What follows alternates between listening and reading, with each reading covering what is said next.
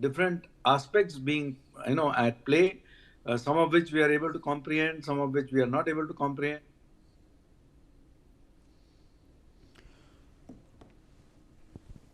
The U.S.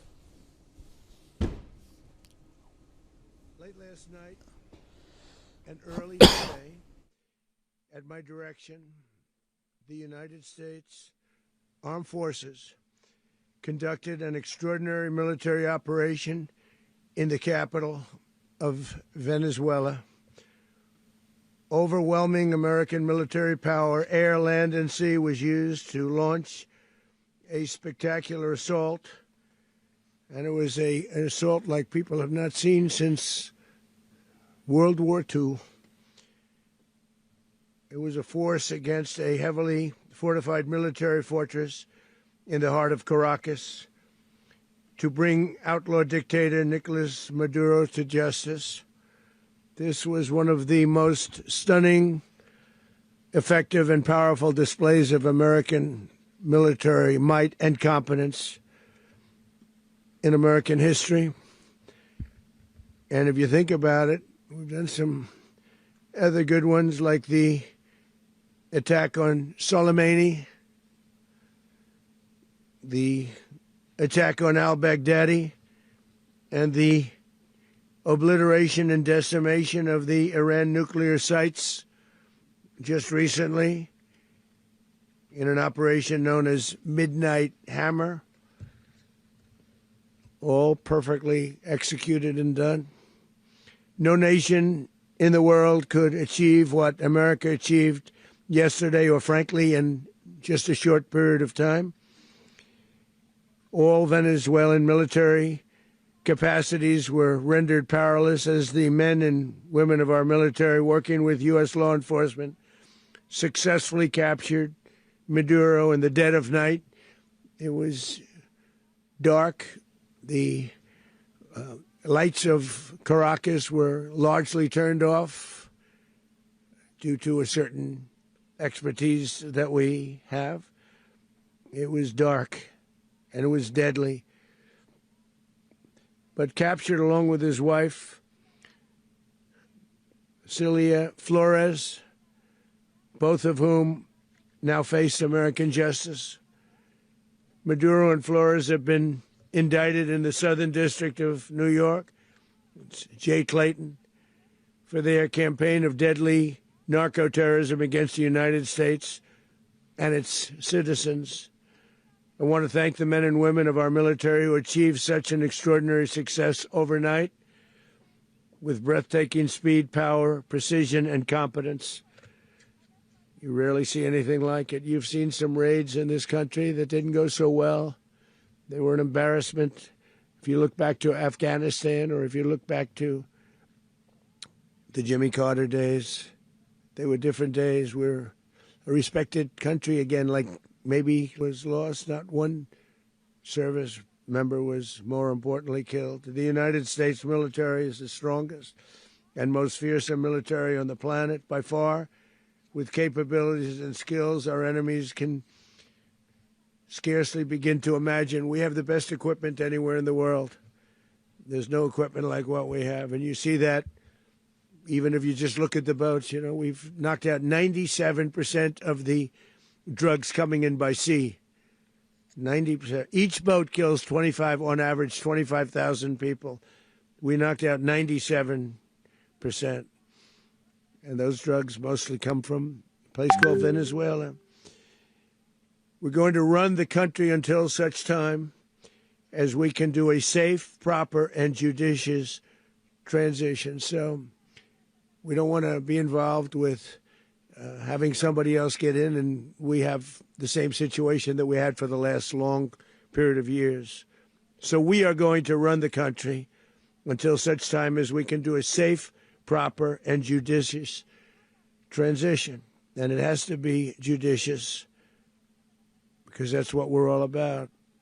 We want peace, liberty, and justice for the great people of Venezuela, and that includes many from Venezuela that are now living in the United States and want to go back to their country. It's their homeland. We can't take a chance that somebody else takes over Venezuela that doesn't have the good of the Venezuelan people in mind. We've had decades of that. We're not going to let that happen. We're there now, and what people don't understand, but they understand as I say this, we're there now, but we're going to stay until such time as the proper transition can take place. So we're going to stay until such time as we're going to run it, essentially, until such time as a proper transition can take place. As everyone knows, the oil business in Venezuela has been a bust, a total bust, for a long period of time. They were pumping almost nothing by comparison to what they could have been pumping and what could have taken place.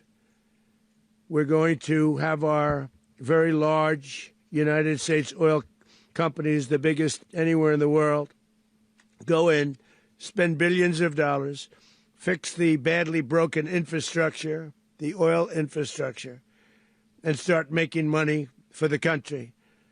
And we are ready to stage a second and much larger attack if we need to do so. So we were prepared to do a second wave if we needed to do so. We actually assumed that a second wave would be necessary, but now it's probably not.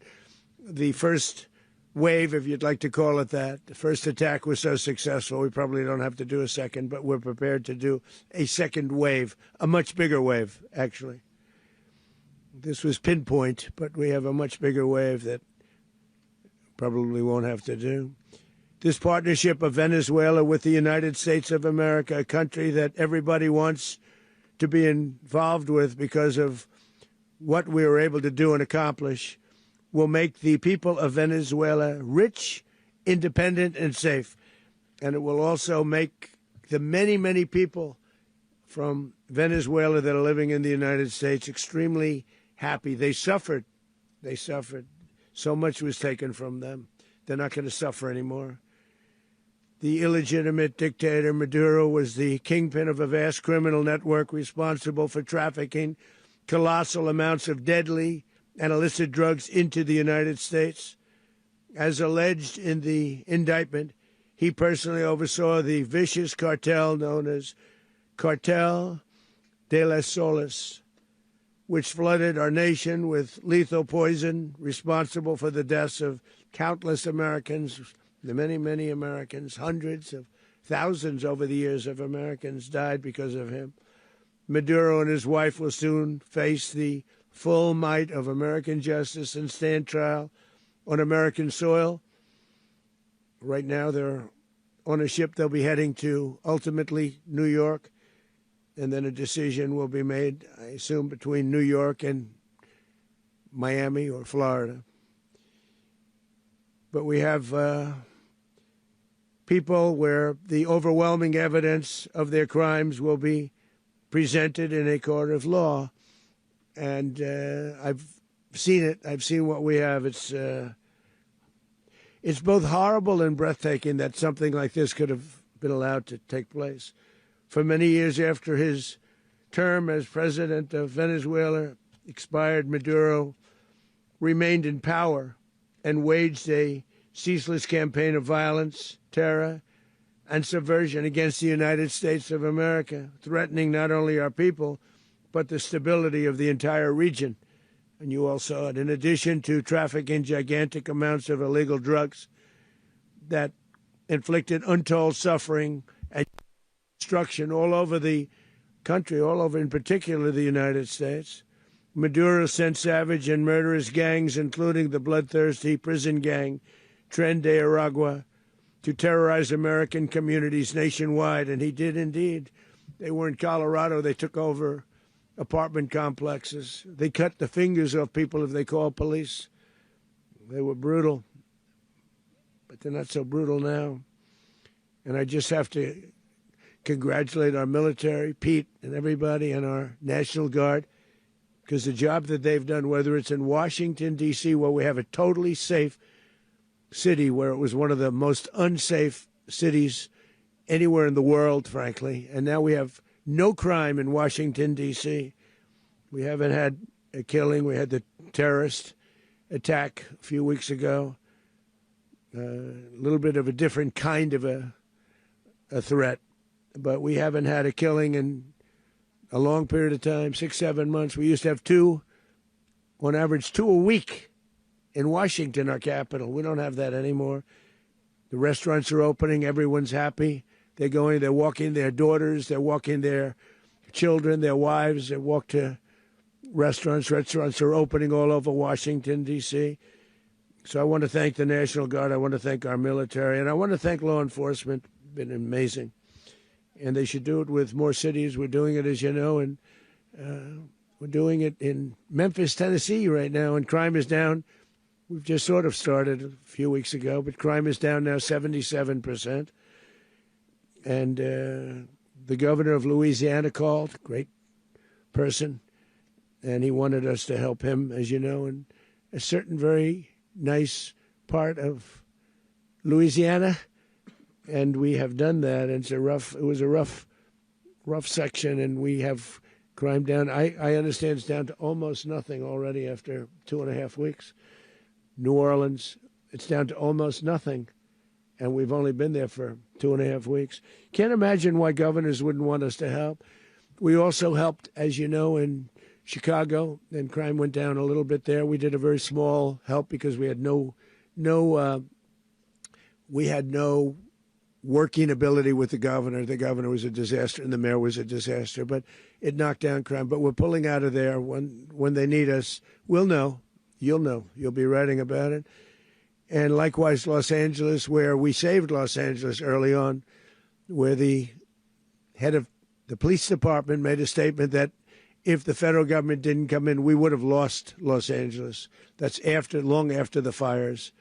That's when they had the riots in Los Angeles. We did a great job. Got no credit for it whatsoever, but that's okay. It doesn't matter. We don't need the credit. But we'll be pulling out when they need us. They'll call, or we'll go back if we have to. We'll go back. But we did a great job in various cities. But the place that we're very proud of is Washington, D.C., because it's our nation's capital. We took it from being a crime-ridden mess to being one of the safest cities in the country. But the gangs that they sent raped, tortured, and murdered American women and children. They were in all of the cities I mentioned, Tren de Aragua.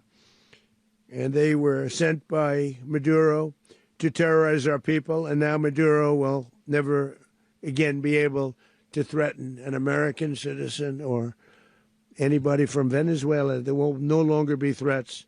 For years, I've highlighted the stories of those innocent Americans whose lives were so heartlessly robbed by this Venezuelan terrorist organization. Really one of the worst. One of the worst. They say the worst. Americans like 12-year-old Jocelyn Nungary from Houston. Beautiful Jocelyn Nungary. What happened to her? They, as you know, they kidnapped, assaulted, and murdered by Tren de Aragua animals. They murdered Jocelyn and left her dead under the bridge. There was a bridge that will never be the same to so many people after seeing what happened. As I've said many times, the Maduro regime emptied out their prisons, sent their worst and most violent monsters into the United States to steal American lives. And they came from mental institutions and insane asylums. They came from prisons and jails. The reason I say both, they sound similar. Actually, prisons a little bit more hostile, a little bit tougher. A mental institution isn't as tough as an insane asylum, but we got them both. They sent from their mental institutions. They sent from their jails, prisons. They were drug dealers. They were drug kingpins. They sent everybody bad into the United States, but no longer. And we have now a border where nobody gets through. In addition, Venezuela unilaterally seized and stole American oil, American assets, and American platforms, costing us billions and billions of dollars. They did this a while ago, but we never had a president that did anything about it. They took all of our property. It was our property. We built it. And we never had a president that decided to do anything about it. Instead, they fought wars that were 10,000 miles away. We built Venezuela oil industry with American talent, drive, and skill, and the socialist regime stole it from us during those previous administrations, and they stole it through force. This constituted one of the largest thefts of American property in the history of our country. Considered the largest theft of property in the history of our country. Massive oil infrastructure was taken like we were babies, and we didn't do anything about it. I would have done something about it. America will never allow foreign powers to rob our people or drive us back into and out of our own hemisphere. That's what they did. Furthermore, under the now deposed dictator Maduro, Venezuela was increasingly hosting foreign adversaries in our region and acquiring menacing offensive weapons that could threaten U.S. interests and lives. And they used those weapons last night. Potentially in league with the cartels operating along our border. All of these actions were in gross violation of the core principles of American foreign policy, dating back more than 2 centuries, and not anymore.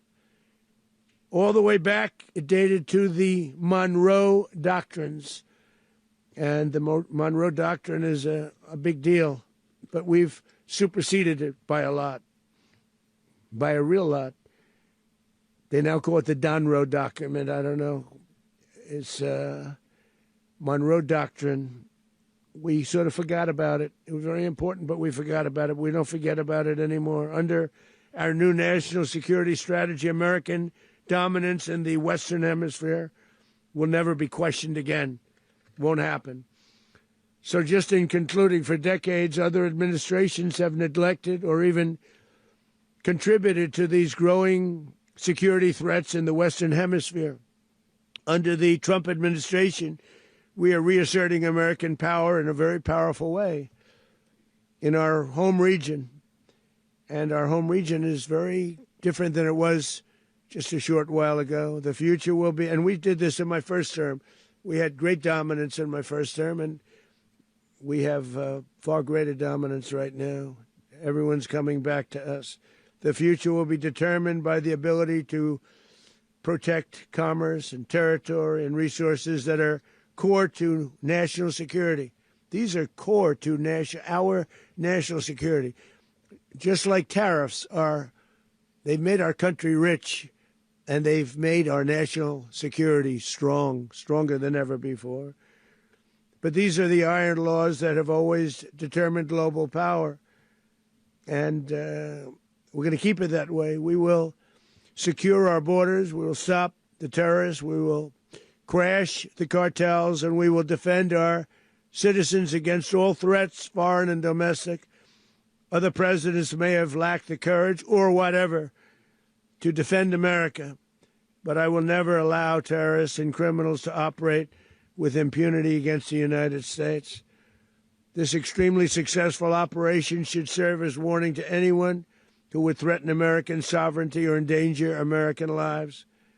Very importantly, the embargo on all Venezuelan oil remains in full effect. The American Armada remains poised in position, and the United States retains all military options until United States demands have been fully met and fully satisfied. All political and military figures in Venezuela should understand what happened to Maduro can happen to them, and it will happen to them if they aren't just, fair, even to their people. The dictator and terrorist, Maduro, is finally gone, and Venezuela people are free. They're free again. It's been a long time for them, but they're free. America is a safer nation this morning. It's a prouder nation this morning because it didn't allow this horrible person and this country that was doing very bad things to us. It didn't allow it to happen. And the Western Hemisphere is right now a much safer place to be. So I want to thank everybody for being here. I want to thank General Raisin Kane. He's a fantastic man. I've worked with a lot of generals. I worked with some I didn't like. I worked with some I didn't respect. I worked with some that just weren't good. But this guy is fantastic. I watched last night one of the most precise attacks on sovereignty. I mean, it was an attack for justice. And I'm very proud of him, and I'm very proud of our Secretary of War, Pete Hegseth, who I'm going to ask to say a few words. Thank you very much. Mr. President, can you explain how the U.S. will run Venezuela? Well, thank you, Mr. President.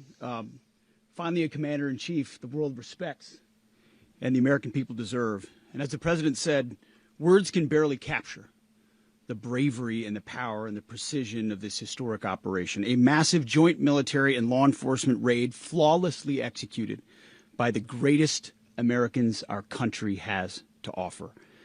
American warriors are second to none, the best in the world and the best of our country. What all of us witnessed last night was sheer guts and grit, gallantry, and glory of the American warrior. I'm simply humbled by such men. And I tip my hat to our chairman, Dan Raisin Kane, and all those Americans who stood watch last night. Our warriors are the elite of America, and again, President Trump has your back.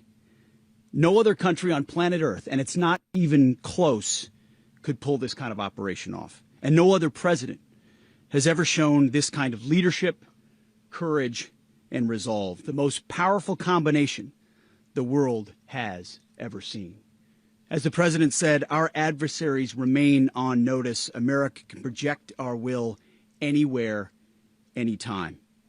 The coordination, the stealth, the lethality, the precision, the very long arm of American justice, all on full display in the middle of the night.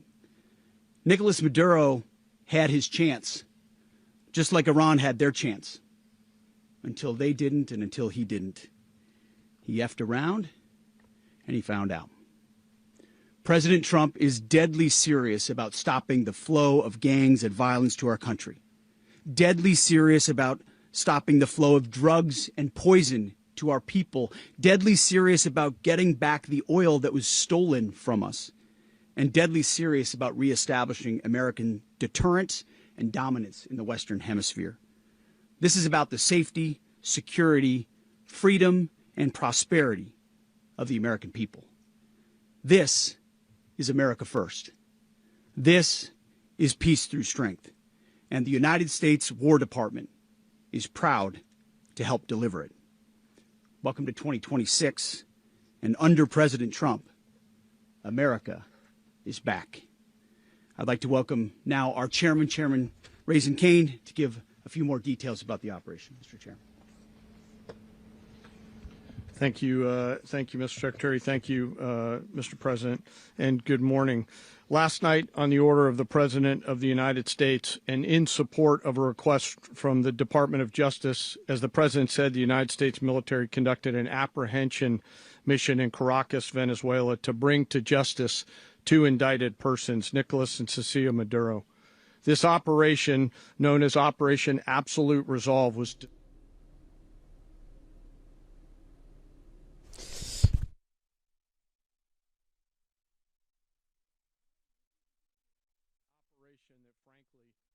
United States military could undertake.